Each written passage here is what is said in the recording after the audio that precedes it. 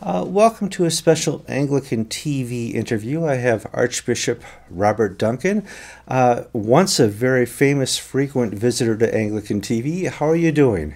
I'm doing great, Kevin. It's good to be back with Anglican TV, and it's been very nice to have a sabbatical time since last we saw each other. Yes, you took some time off before you went back to being Bishop of Pittsburgh. What did you do in some of your time off? We did some traveling together, Nara and me. We had 2 weeks in Britain and 2 weeks in Italy. We celebrated our 45th wedding anniversary when we were in Britain. Did some touristy things and pilgrim things that we hadn't gotten a chance to do in all of the time of the active work of bishop and archbishop. So we just had a good and restful time. I did some writing, some project outlining for things that might be useful to say to the church in the long haul. You're actually on Anglican TV today because we want to talk about a recent visit you had this week to Rome. You're back from a conference they had on marriage, and I was hoping you could talk to us about some of the new ecumenical relations that have been built up over the years, how this relates to the Manhattan Declaration, and your experience this week. Sure, I'm glad to talk about it, and I want folks to really come to understand what it was that was going on. Certainly viewers will remember the work that led to the Manhattan Declaration several years back, which was a gathering in New York of leaders, not only Christian leaders like Timothy Cardinal Dolan and our friend Rick Warren and myself and a number of others, but also of Jewish and Muslim, Latter-day Saint, a number of other faith leaders, to say to the great issues of the day the things we could say in common. In that particular case, we were concerned about the issues of life, the issues of marriage, and the issues of religious freedom in our country. All of those concerns being really challenged in the present environment. This conference in Rome, which was entitled, it was called a Colloquium, that is to say, folks coming together to speak to one another, a colloquium on complementarity, on marriage, male and female. The great emphasis was complementarity. There were just under 300 global leaders from the great Christian churches, as well as from some of the Jewish leaders, some Muslims, everything from Taoist to Sikh, to Hindu. Again, the purpose of the meeting was for us first to share with one another how we understood marriage in the creation, and there really very high correspondence of understanding among all the religious traditions about what God has done in the creation in creating us male and female, and that these two genders are in fact complementary, do things in different ways, have different roles, and sort of sharing that knowledge across the board. Then, of course, the question is, how do we speak to the world in which we live, where there are now all kinds of gender ideologies and sexual ideologies that attempt to say to the societies that the way things have always been is not, in fact, the way they need to be for the future. And of course, this conference would say, no, wait a minute, there's no evidence that would point you towards saying that these understandings, which are the great understandings of human history, can be undone. Well, I was wondering, obviously there's plenty of speakers. Did any of the talks really stand out to you? Well, the talks stood out in different ways. Hmm. Clearly, there was Pope Francis himself, who was in the chair at the beginning of the colloquium. Um, he used a very important phrase when he talked about social ecology.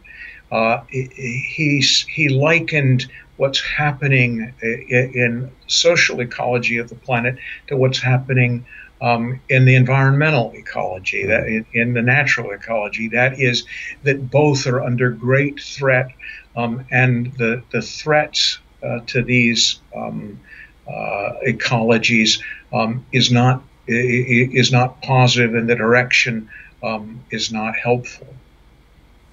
Well, yeah, that man has had more obviously trouble in both the ecological and the theological realms trying to uh, make society a parody of ourselves. Now, I see a lot of hope in how the church is working together. When you and I were younger, ecumenicalism was much different. Um, in recent years, maybe the last dozen or so, I've never seen such an outreach of all these different denominations to find what they have in common. Do you see the same thing? Well, certainly. And again, as one Roman Catholic leader explained it to me a number of years ago, the Catholic Church understands that its worldview, like the Christian worldview, and generally in general the religious worldview, is under attack, and we actually will do much better if we all act as allies in the things in which we can be allies. Hmm. I think that's the motivating principle here.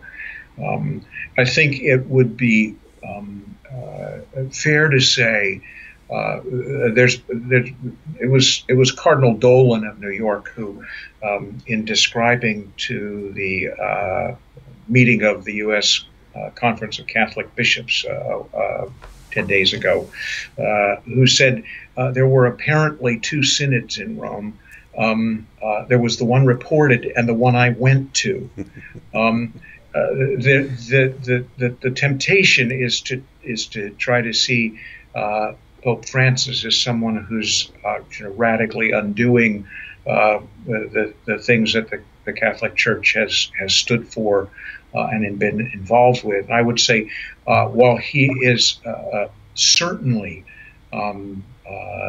one who's committed to the poor and to speaking the truth of the Church with grace and love to the world, he's not a different. He's not going to take the church to a different place, but his commitment is to say that where we can speak together, we must speak together. Sure. Let me say one other thing, if I can, Kevin, because I Absolutely. think it's really important. That is to say, what's the fruit of this? And I'd say it's twofold. The Vatican did a great service to the people of the world by gathering us all together to see how much we had in common in terms of our understanding of God's creation, that male and female, and that we were made as complementary creatures, and that we really need one another, and that the ordinary pattern in human society is in fact the family, and the normative family as a father and a mother, and children. Children who are the fruit of that, the creativity of the man and the woman. What was, I think, equally significant and needs to be shared with people was the call, and it was a call that came all across the board, whether it was Rabbi Sachs, Jonathan Sachs, the former chief rabbi in England, or Rick Warren, our friend from Saddleback in California. The need for those of us who understand what God has done and He's made the creation in His great love, that we need to be able to put forward a positive vision of what it is God has done and why this is a superior way, a nobler way, a more sacrificial way, a more loving way to live than any other alternative.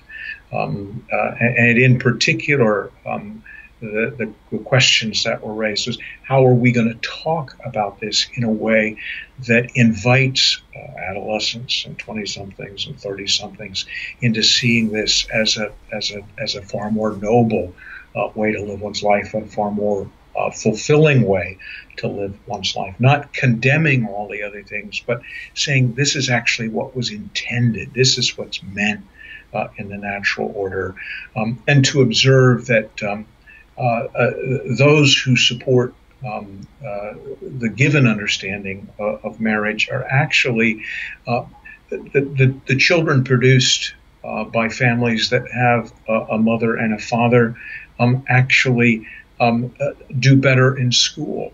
The present reality of half of the children being born out of wedlock is that they're being born into a life of poverty, which of course the failure to marry, again, all the statistics are there. There's nothing bright or encouraging about it. This isn't the liberation that the present age offers in the West.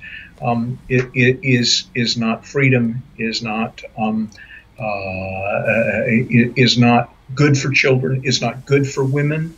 The only ones who get off, in some sense, scot-free are the fathers who, make children and then disappear. That's not a happy future. So the question is, how do we in the church talk about this in a way that invites the world into this vision? It is ironic. We've arrived now in 2014 to a point where society has changed the definition of marriage so much that the society no longer wants to participate. The 20-somethings and 30-somethings don't want to get married anymore. And because marriage is undefined, it does not mean anything to them anymore. And it is important. What is the church going to say to that? Yeah. Well, again, the church can either say it negatively or positively.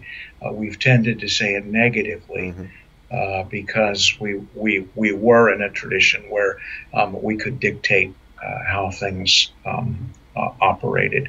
But for the future, we need to be able to put forward a vision of marriage which is consistent with what God has designed and has done, but is actually attractive. And we need to be able to say, look, well, the fruits of all of the present societal dislocation are not fruits at all. There's just so much destruction, and there's a better way, and God had a better plan. So how do we invite folks into it? I think that, for the long haul, may be the greatest contribution that comes out of the discussions that were initiated in Rome. Well, I want to congratulate you and Nara on your 45th anniversary. My wife and I celebrated our 25th this year. Yeah. And, we hope that both Archbishop Bob and myself can hold our families up as examples in this time when a church and a world is questioning marriage. Archbishop, I want to thank you for your time. I know your body's probably confused on time zones right now, and you probably want to head back to the homestead. Thanks so much, Kevin. God bless you. God bless.